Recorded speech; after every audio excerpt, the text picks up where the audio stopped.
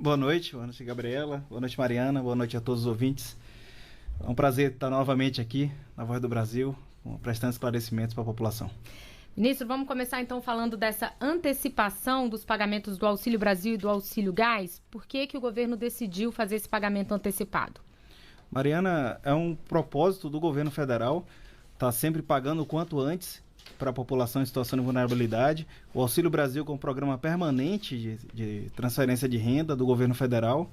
Esse mês continuamos pagando o mínimo de R$600 por família brasileira e alcançando um número de mais de 21 milhões de famílias beneficiadas neste mês de outubro de 22. Então é um sistema que a gente de aperfeiçoamento constante, né, da forma de pagamento dos benefícios sociais, dentre eles o Auxílio Brasil. Então quando a gente faz todo o batimento das condicionalidades do programa, como a questão da saúde, como também a presença dos filhos dos beneficiários nas escolas, que a gente acompanha também, né, o andamento, né, do aprendizado das crianças que estão inseridas no programa Auxílio Brasil, a gente consegue fazer o pagamento o quanto antes para também estar auxiliando a população brasileira. Agora, ministro, como o calendário ele é escalonado pelo número do NIS, que é o número de identificação social, o fim do pagamento também vai ser antecipado? Ou seja, todo mundo deve receber antes desse mês e vai ser assim todos os meses daqui para frente? Isso mesmo, Gabriela. A gente vai antecipar todo o pagamento, né, para o mês de outubro. Esse pagamento do mês de outubro, ele contempla também o benefício do Auxílio Gás para as famílias em situação de vulnerabilidade. E a gente deve estar encerrando o pagamento com NIS zero, né, no pagamento na data do dia 25 de outubro deste mês. Ministro, o senhor mencionou que são 21 milhões de famílias que vão receber esse mês. Tem um adicional aí, né? Algumas famílias que não estavam incluídas vão passar a receber agora. Elas estavam na fila? Mariana, o Auxílio Brasil ele chegou no final do ano passado já zerando a fila.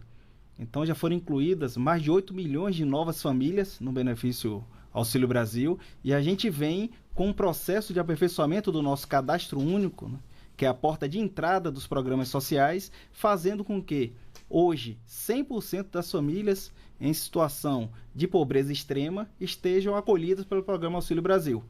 Então a gente vai mais uma vez fazer uma inclusão de quase 500 mil de novas famílias agora no mês de outubro, para não deixar ninguém para trás. Então todas as famílias hoje em situação de pobreza extrema do nosso país, que estão regularmente cadastradas, vão receber o Auxílio Brasil de no mínimo R$600. Ministro, o senhor citou aí que as inscrições são feitas pelo Cadastro Único. O Cadastro Único ele é um banco de dados do governo federal? Isso mesmo, Gabriela. O banco de dados do governo federal, o Cadastro Único, é a porta de entrada de todos os benefícios sociais, não só o Auxílio Brasil, como também o Auxílio Gás, a Casa Verde e Amarela e os demais programas do governo federal para assistência à população de baixa renda, tem como porta de entrada o Cadastro Único. Esse banco de dados que hoje tem mais de 80 milhões de brasileiros inseridos nele, e a gente faz o batimento dos dados para ter uma identificação real das famílias em situação de vulnerabilidade social e a partir dali está concedendo os benefícios sociais. Ministro, o senhor falou que vocês estão fazendo essa inclusão de 500 mil famílias agora, mas quem ainda não recebe pode se inscrever a qualquer momento no Cadastro Único, desde que preencha os requisitos? Pode sim, Mariana. A gente está num processo, né, de estender a mão amiga do Estado a todos aqueles que precisam. Então é importante que a gente continue fazendo essa inclusão.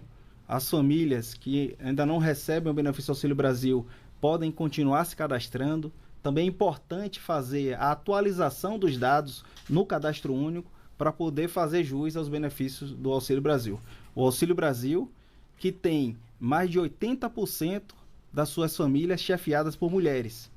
Então, um auxílio que está fazendo hoje, né, esse enfrentamento mais de perto à situação de vulnerabilidade social, em um momento de pós-pandemia, em um momento que a gente precisa acolher as famílias, né, que muitas vezes foram impedidas de estar ganhando o seu sustento, né, cesseadas ali o direito de trabalho, principalmente os profissionais autônomos, e estão nesse momento de retomada do crescimento econômico e também alinhados à nossa proteção social. O senhor disse que o auxílio gás também foi antecipado para esse mês. Explica um pouquinho para a gente como é que funciona o repasse do auxílio gás. O auxílio gás, Gabriel, ele é pago para todas as famílias de maneira bimestral, as famílias que estão na faixa da extrema pobreza. Vamos chegar perto de 6 milhões de famílias contempladas com auxílio gás. Então, para essas famílias, vai ser feito o pagamento de mais R$ 112,00, que é o valor integral do preço médio nacional do botijão de 13 quilos do gás de cozinha. E com isso, as famílias estarão recebendo um total de R$ 712,00 por família que são contempladas tanto com o Auxílio Brasil, tanto com o Auxílio Gás. Ministro, e agora em setembro o Ministério voltou a observar aqueles critérios para o recebimento, né, as condições para que as pessoas recebam o Auxílio Brasil. Quais são essas condições, quais são os requisitos que a família precisa cumprir para receber o auxílio? Mariana, todos os beneficiários, né, por exemplo, Dona Maria que está recebendo o Auxílio Brasil.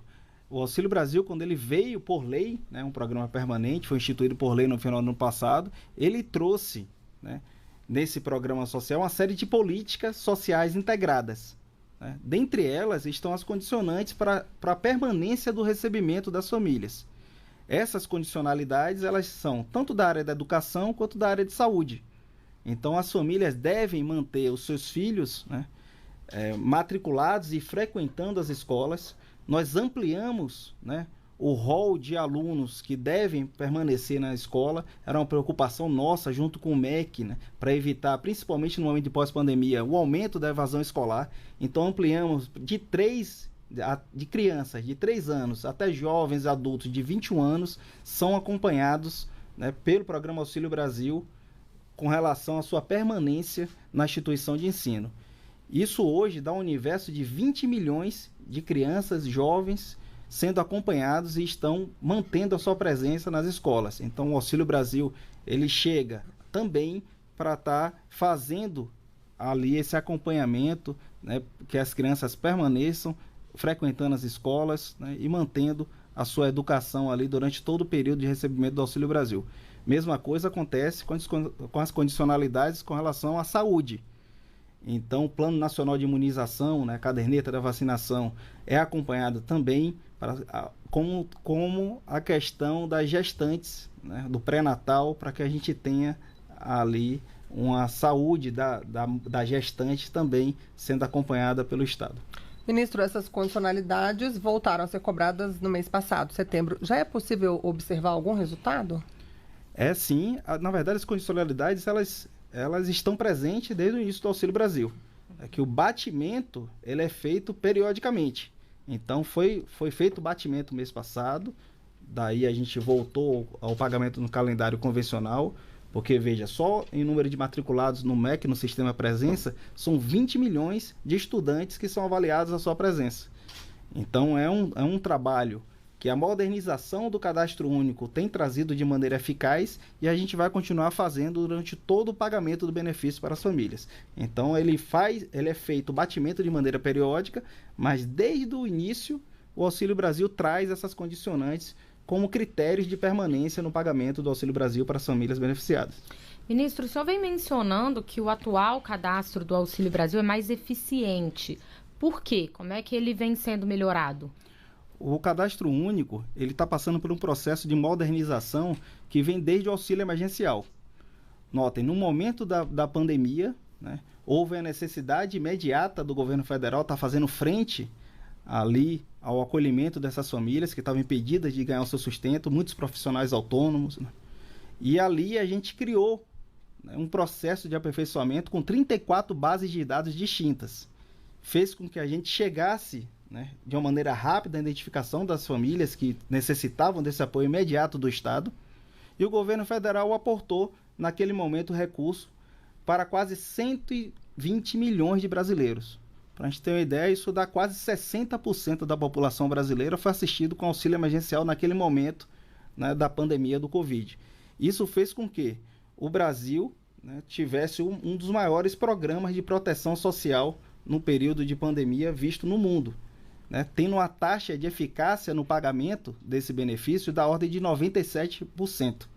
Então, o auxílio emergencial é considerado, tá certo, dos maiores casos de sucesso em programas de acolhimento de famílias em situação de vulnerabilidade durante a pandemia no mundo. A gente aprendeu com esse processo e trouxe para o Auxílio Brasil. Então, o Auxílio Brasil, né, junto com essa modernização, traz, por exemplo, o aplicativo que nós lançamos, já tem mais de 5 milhões de downloads nas lojas, e veio para facilitar tanto a nova inscrição, né, para aquelas pessoas que ainda não recebem benefício social, quanto a atualização do processo. É um trabalho feito pelo Sistema Único de Assistência Social. Então, o Sistema Único, ele tem a atribuição dos entes da federação, tanto a União, né, notadamente também os municípios que fazem o cadastramento, e veio para facilitar o processo de inclusão e atualização. Veio o aplicativo, como também uma forma mais rápida da gente estar checando as informações e concedendo o benefício de uma maneira muito dinâmica. Então, hoje temos casos de famílias que faz a sua inscrição e logo antes do mês seguinte, né, cerca de 30 dias, já está recebendo o benefício do Auxílio Brasil. O senhor citou aí o aplicativo como uma modernização, né? Agora o cartão também passou por uma atualização, não é isso, ministro? Qual é o diferencial desse novo cartão do Auxílio Brasil? Gabriela, o cartão do Auxílio Brasil, ele veio nesse processo também de democratizar o acesso ao crédito e a bancarização das famílias em situação de vulnerabilidade.